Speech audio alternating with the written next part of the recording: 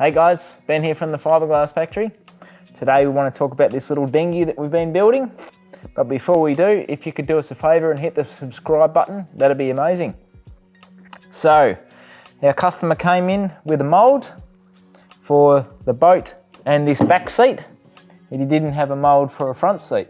He made up a little plywood pattern, and then we sort of fitted it roughly in there. We made a copy of it, so we've made a mould up for him. And now we've got a seat that we've just been fitting to this little dinghy.